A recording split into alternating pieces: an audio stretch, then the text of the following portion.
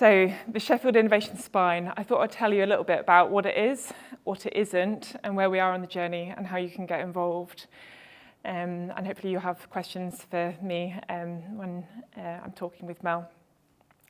So the Sheffield Innovation Spine is a 2-year project, but with a 20-year ambition to create the case for investment in our innovation spaces in Sheffield City. It is to accommodate our growing knowledge-intensive businesses. And those are those businesses that are innovation-led, that hire highly skilled professionals, and have the potential to go global. So I hope that resonates with some of you. It has come about because of a desire to increase knowledge-intensive businesses in Sheffield, but what we found is that there's a saturation in incubation and scale-up space in the city, which is restricting our growth ambitions for our companies who either were trying to stay here or having to leave Sheffield. But we also have a lack of clustering of those companies, which means we're not realising those potential benefits of them being co-located. The Sheffield Innovation Spine was conceived by Tom Wolfenden and Andy Hogben, and together they have shaped this vision and got commitment from 5 city institutional partners: Sheffield Hallam University, University of Sheffield, Sheffield City Council, Sheffield Tech Parks, and the South Yorkshire Male Combined Authority. And with them, they have funded this 2-year project, which is a brilliant foundation. But it's not the only stakeholders that need to be part of this to realise our ambition to create this urban innovation neighbourhood. The proposal for this neighbourhood is to link both university campuses. So if we start here by Sheffield Hallam campus and by the station, the innovation neighbourhood will link all the way through the digital campus and the bus interchange, through Castlegate, through to West Bar, up Tenter Street and Broad Lane, up to University of Sheffield campus. And within that, we'll be creating and building on our existing innovation clusters to create these hotspots across the city. This was the side I was supposed to be on. I thought I'd talk about Sheffield Tech Parks because I thought most of you would be familiar with it, and it represents a small example of what we're trying to amplify across the whole city.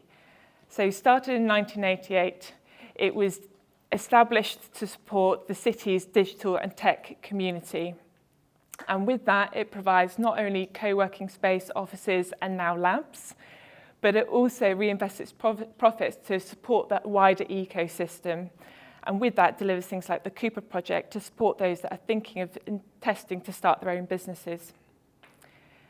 And what's great is that Sheffield Tech Parks is right next door to Sheffield Hallam campus, where you can have access to that skills, that talent, and that research. But it's also where you can step out and go to your local coffee shop, and you can connect with people to support your growth in your local supply chain, and be part of great networks like Sheffield Digital. And so it represents an amazing innovation cluster that we need to build upon for the city, and we need to do more of that across the wider geography. So through this project, we are designing for innovation places. They're optimized for connectivity and proximity to increase collaboration and provide a hotspot on our city. And I've provided a picture here of the Greater Green Scheme, because what's great about how the city is already designed and where we're proposing for the spine is that we've already got this amazing active transport network. It actually follows the natural, where the tram line goes. So we've already got this great transport connectivity we can tie into. But also, actually, you can get across the city in 15 minutes. We've got a really exciting opportunity to create an environment which we can live, work, and play. It's not just about attracting and retaining business, but also talent. And so that's what was really interesting about understanding from the skills audit about actually what you want to get from how you want to live in the city and why you want to live here. And that's really important to us as we're trying to promote and build upon our place. Sheffield City is part of a far bigger ecosystem across South Yorkshire, but also the Northern Triangle between Manchester and Leeds, not forgetting that we're competing globally from a UK context. And so it's really important that we differentiate what Sheffield City looks like, but we also complement and connect with these wider clusters so we can create a greater sum of our parts.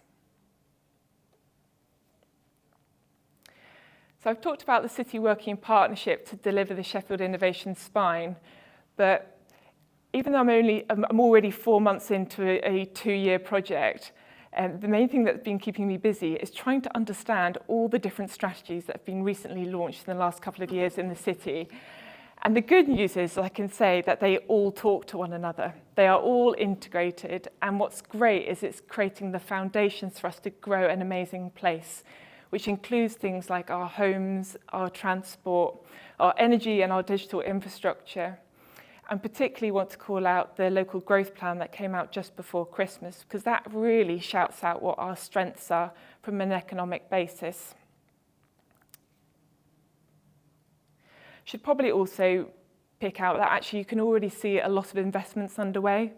We've just seen the Heart of the City project conclude, and you can already see, even though it seems like it's taking a long time, the developments happening at Fargate and Castlegate. So there's a lot of investment already going into the city. Let's just make sure we continue to build on our great place. So where are we in this 2-year project? So we're aiming to build on our existing capability to shout out about the amazing assets we've already got. And so on here you can see the map of the Spine geography. And we've already started to try and pick out some of those key property assets and development sites that we could look to build on these innovation clusters. So the ones in blue, if we look at the top left-hand side, you can see Sheffield Tech Parks, and you can see in green the empty site by the station that's been earmarked for commercial use. But you can also see assets, things like Castle House, as well as Pennine 5, which we can utilise amazing existing assets that we've already got, and then build on these potential development sites. Because we actually don't have a huge density within the city centre, particularly in comparison to other UK cities. So we've got huge potential to build out this 15-minute neighbourhood. So what we're trying to do, and this sort of come back to what Mel was suggesting about having really good data to help us to understand those barriers and so that we can design the best spaces, is that we have started to gather requirements for what companies want to see in the city, but also capture those property assets. In the spring, we'll also be looking at running a vision workshop and a series of focus groups, and that's really to create that sort of platform in which we want to promote and build on the innovation spine. And from having that data and having that vision, we will analyse and understand what the case is for investment in our real estate and our places, and for us to be able to grow and reach our ambition in the next 20 years. So I do have an ask. I'm really interested to understand, particularly from the digital sector, given it's our highest growth sector within Sheffield City, what do you want out of the spaces and places that we're looking to create? You might not want spaces, but you might want great places for your talent. This might be just about why you love Sheffield, but it also might mean about what you want out perhaps of a co-working space, or how you might want to host your investor board tables. We would like to know. So please do reach out to me at this email address and share with me what you want to get to meet your growth ambitions. But either if you do resonate with being an innovative scaling business, or actually you are supporting those businesses, we'll be running focus groups in order to shape that vision in the spring. So as much as I have not organised what those focus groups are going to be and when, please reach out with me if you are interested, and I can make sure I reach out to you when we do have a plan. So thank you very much for having me, and I'll hand back over to Chris. Yep. Oh. Excellent. Well, first of all, Charlotte, thank you so much for the overview. And please do think about questions, everybody. I'm just going to kick things off with a couple, and then I'm hoping to hand all the hard work over to you. Just very broadly to start off with, Can you tell me what you think the biggest opportunity is here for Sheffield, and particularly for tech companies and digital companies, but also if there's a big challenge that you can see too? Okay, I've got probably too many responses to that, but perhaps if I say why I was excited by this role, because I think when you compare the overarching economic data for Sheffield in comparison to other cities, you can argue that we don't have a very deep ecosystem. But what I could see is these really positive signs of the rate of change. So the level of investment that's coming in is massively increasing. The amount of ambitious startups that we are seeing growing. And it's that rate of change that I find most exciting. But also there was that sort of the knowledge spillover, where you could see that there was a community of people that was supporting one another, that was not necessarily driven by delivering business support programs and things like that. It was just this really strong sense of community. And I want us to be able to see more of that. I want to see more people benefiting from being part of this community. I think also that there's some really exciting technologies and companies going on that blend the boundaries between different sectors, where we're seeing the capabilities between advanced manufacturing, tech and creative, and how you combine those to solve different problems that we're seeing. So I'm quite excited about how you can build on the capability we have in Sheffield to solve multiple problems by bringing those things together. And that's that sort of serendipitous moments that you get where we get these new ideas emerge. And challenges? Challenges, well, this is nothing really to do with yourselves, but the real estate market is costly to build at the moment, and building that case for investment is going to be really hard. But that's why I think we're taking this sort of bottom-up approach to really showing the demand that we're seeing within the city, which might not be so evident when you're looking at it at wider economic evidence. So by building up this bottom-up data, we're hoping to try and solve that problem. And this might end up being a very organic development as we choose to unlock certain innovation assets across the city. But what we want to do is show that we do have this high growth and a really exciting ecosystem. So yeah, the real estate market and the cost of construction is, for me, the biggest challenge.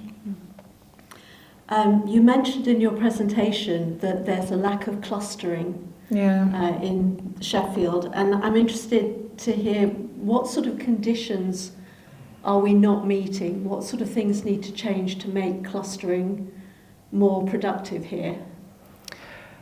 Yeah, there's a company, Unicorn Biotechnology, that converted a nightclub into a lab, and it feels like companies are just sort of trying to find spaces that can accommodate their needs. And it's not necessarily taking into account the fact that they can be part of the community and be next door to one another. So we're sort of trying to do it in a way that we're making do. And when you map out where all these companies and research assets are, they're just spread out all over out into the wider city region.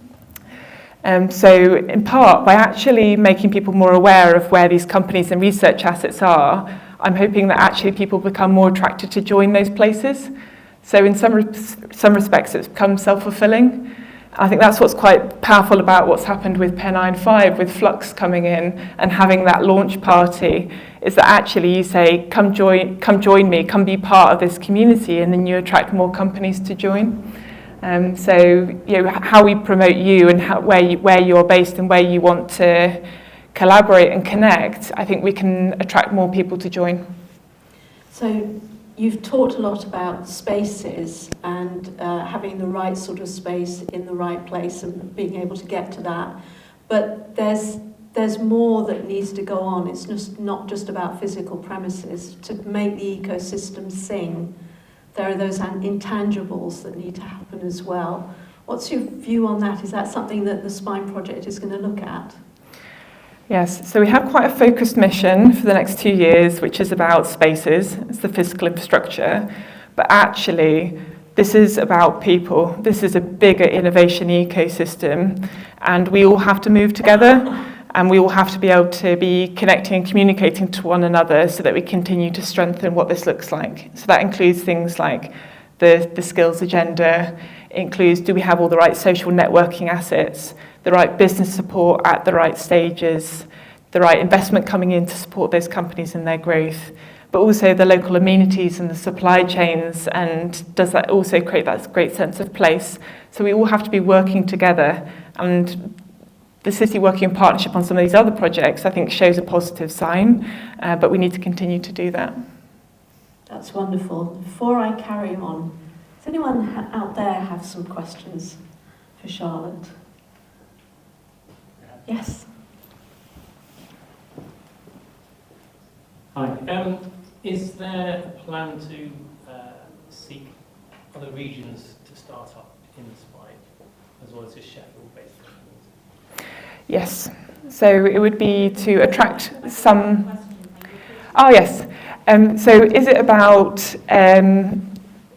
growing existing companies, or is it about bringing new companies in?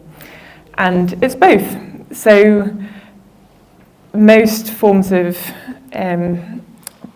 development in other cities has to come from within your own companies. So actually, most of it is going to have to come from our existing companies. And so how do we generate more startups in Sheffield? How do we get existing businesses wanting to scale and have that ambition to do so? So most of that has to come from Sheffield. But through this, we're also wanting to be able to attract new companies in that complement what we're trying to build here. So it will be a combination of both. Okay, good. This does work. This will work. Any other questions? Got one. Joe.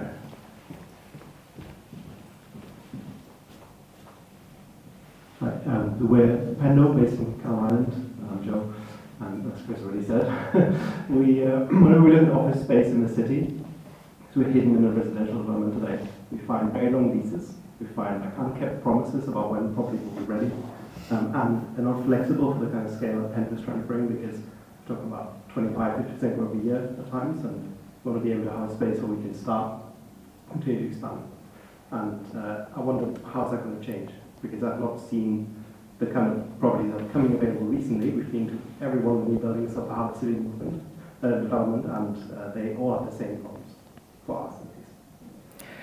Yes, I agree. We are looking at different real estate models that can de-risk it for existing real estate operators. How we bring in best practice that we've seen perhaps from elsewhere that allows it to de-risk how you can have different flexible lease arrangements, how you can break up spaces to accommodate multiple companies, but also that you have the ability to move on when you need, so you're not being constrained by the agreements that you're in. So we've got a lot to do to bring the existing real estate market forward in Sheffield to understand how we overcome some of these things, but also inject other real estate investors and developers that might be doing this elsewhere to see how we can bring that right blend.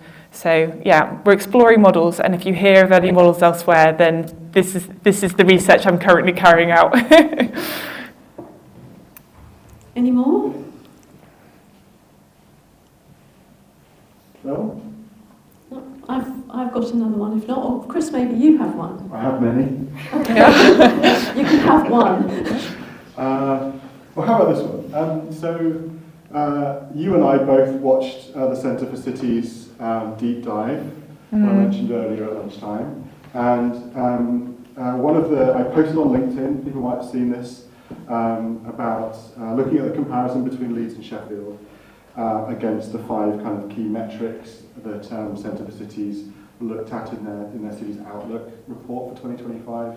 And there's one area in which Sheffield performs better than Leeds, which is diversity of the exporting business base. So these are companies that bring money into the city from not just from abroad, but from elsewhere in the UK. So these are not companies whose clients are local, but companies whose clients are external to the city. And we're, I think, the 7th most diverse exporting business base out of the 62 cities and urban areas that they looked at. What do you think that means, and how is that an asset, or how can we turn that into an asset for potential investors? So perhaps the good and bad on that, or the assumptions I might have, is that it's great that we can already see that people are looking global all across the UK to be working with their customers and their supply chain. But it also might mean that they can't access those customers or supply chain locally. So, but what's also good is that there's the diversity of the different businesses that are looking to, that can actually trade and sell their services. So it'll be interesting as to whether that is the right, whether we build on that strength, and that's a positive thing, and how do we share that experience with other businesses that might not be trading yet globally. So it could be a lot about how we build upon that. But I'm also slightly concerned that might be because they aren't able to collaborate within the city. I think I've seen other data that suggests in comparison to other cities, we don't collaborate enough within our own area. So how can we raise awareness of where we've got perhaps bigger corporates or bigger public sector about how they can have more innovation-led procurement, work on local procurement and supply chain. So I think there's a lot of other initiatives that we could build to kind of encourage that more. Yeah, obviously the diversity aspect means that we have a lot more different types of company, even though our business base is smaller than Leeds, substantially smaller than Leeds, as it turns out. We're more diverse. So, but at the same time, most public sector plans are about specialisms and leveraging the things that we're known for, and privileging certain sectors over other sectors. And yet, actually, we're diversity is our strength, and so for investors and companies looking to relocate here, to know that whatever they need, they're likely to find it in our ecosystem, could potentially be a good draw. Yeah, I think we have to balance building on our strengths, because a lot of UK policy and funding is built on where they see strengths and clusters. And so we have to play the game of trying to be able to show what specialisms we have within those sectors.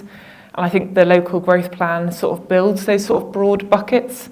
But actually on the ground, when you get to, when talking between us, actually there's just, like you say, this huge breadth where you can be having this underlying capability that can support multiple sectors. And it's really hard to then present that at a UK economic perspective. And so this is where we can all work together to draw on actually what are those specialisms and capabilities, and how do we promote that at a UK and global context. I have other questions, but I mean, I think if anybody, there's one at the back.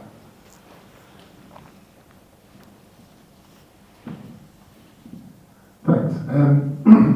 Based on one of the slides that Mel had, which was about where people work, and the vast majority being remote or hybrid, how does that fit in with trying to encourage people to come in and work in clusters and work in the spine? Yes, so I think this is what's interesting about our digital community, these perhaps where we're working with some of our hardware and science companies, that because of this diversity of businesses, we need to be representative of what that might mean for the city. But it could include, for example, how we're engaging with Homes England about what sort of houses they are building when they're trying to build 20,000 new homes in the city.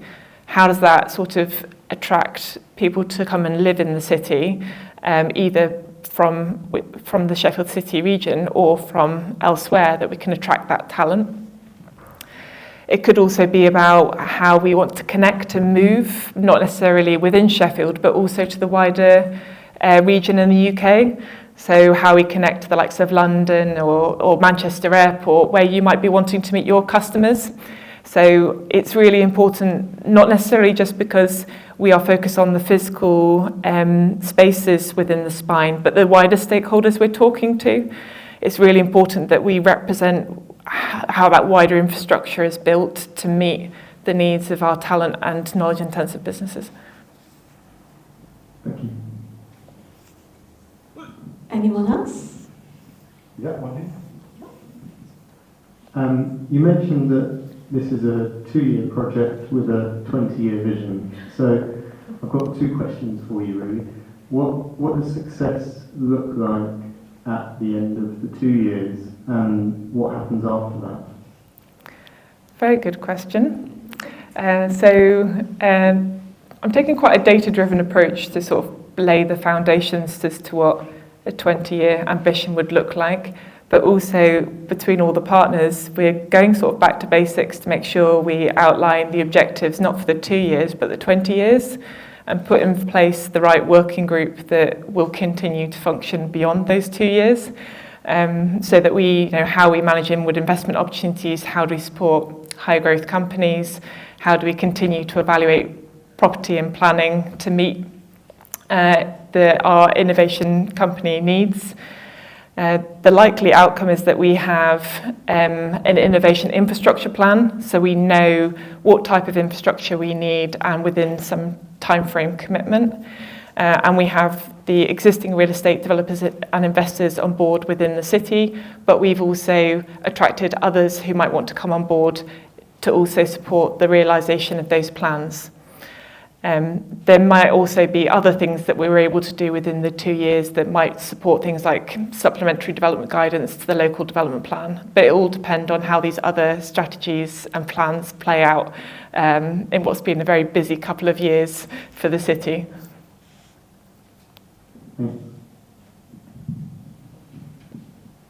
Okay, unless there's anyone else. I've got one more if I may.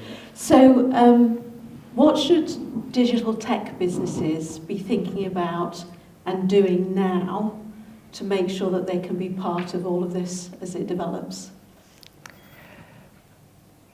So you're not all just necessarily working in Sheffield. A lot of you are delivering projects across the UK. You are representing Sheffield.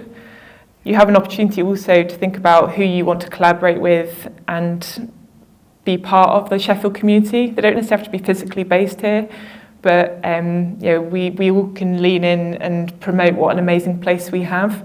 We all need to positively lean in to realise what a great community and ecosystem we have. So you are our advocates, and I hope that you can think about what other companies you might want to bring into the Spine, but also which other companies you want to encourage and grow, and you're already doing that through Sheffield Digital.